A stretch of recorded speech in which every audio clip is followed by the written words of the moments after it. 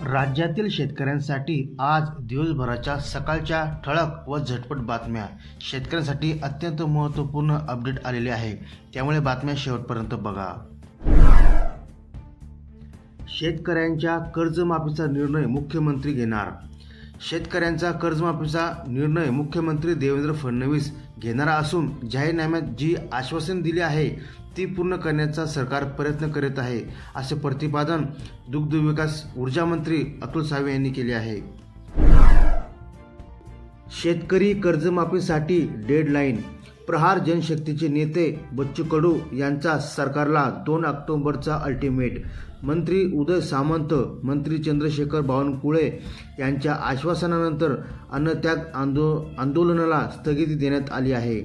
शेतकरी कर्जमाफीसह दिव्यांग आणि इतर घटकांच्या मागणीसाठी गेले 7 दिवस अन्नत्याग आंदोलनाला बसलेले प्रहार जनशक्तीचे अध्यक्ष बच्चू कडू यांनी सरकारच्या लेखी आश्वासनानंतर शनिवारी आपले आंदोलन स्थगित केले.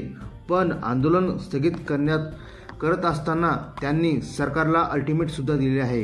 येत्या 2 ऑक्टोबरपर्यंत सरकारने जर शेतकरी कर्जमाफीसह इतर मागण्या पूर्ण केल्या नाहीत तर आम्ही मंत्रालयामध्ये घुसून आंदोलन करू, अशा प्रकारचा इशारा बच्चू कडू यांनी यावेळी दिला. शेतकऱ्यांच्या कर्जमाफीसाठी दिव्यांग आक्रमक झाले. एसटी बस खाली झोपून रोखली वाहतूक. बच्चू कडू यांच्या अन्नत्याग आंदोलनाला पाठिंबा देत मागण्या मान्य न झाल्यास महाराष्ट्र पेटेल, अशा प्रकारचा इशारा सुद्धा त्यांनी यावेळी दिला आहे. पीक कर्जमाफीसाठी सावळज कडकडीत बंद. प्रहारच्या बच्चू कडू यांच्या आंदोलनाला पाठिंबा. 9 कंपनीची बियाणे विक्री थांबवली. 195 बियाणे व 35 खताचे नमुने पाठवले प्रयोगशाळेत. पीक विम्याची रक्कम मिळालीच नाही. शासनाने थांबविले 40 लाख. शेतकरी करीत आहेत नुकसान भरपाईची प्रतीक्षा. सोन्याने रचला दरवाढीचा नवीन इतिहास. युद्धाच्या भीतीने भडकल्या किमती. सर्वसामान्यांची वाढवली चिंता. आता जुन्या दागिन्यावर आहे गिस्त. खरीप पीक कर्ज वाटपातील बँकांचे उदासीनता शेतकऱ्यांच्या मुळावर. लोकप्रतिनिधी किती ओरडून सांगितले तरीही राष्ट्रीयकृत बँकांना पडत नाही फरक. राज्यात पावसाच्या 2 ताऱ्या. मुंबईसह कोकणात मुसळधार पाऊस. मध्य महाराष्ट्र मराठवाड्यात मध्यम पाऊस तर विदर्भ कोरडाच. जगबुडी अर्जुना कोदवली नद्या इशारा पातळीवर. कोल्हापुरात पंचगंगेच्या पातळीत 7 फुटांची वाढ. कुठे कमी कुठे जास्त पाऊस. मराठवाड्यात 3% पेरणी झाली. भारत पाक येणार आमने सामने. महिला एकदिवसीय सामन्याचा विश्वचषक. ICCने सोमवारी जाहीर केले वेळापत्रक. मुख्यमंत्र्यांनी केले शाळेच्या पहिल्या दिवशी मुलांचे स्वागत. मुख्यमंत्री देवेंद्र फडणवीस सोमवारी पालघर जिल्ह्याच्या दौऱ्यावर होते. शाळेचा पहिला दिवस असल्याने पालघर तालुक्यातील दुर्वेस शाळेत उपस्थित राहून विद्यार्थ्यांना गणवेश व पाठ्यपुस्तकांचे वाटप करून त्यांनी विद्यार्थ्यांचे औपचारिक स्वागत केले.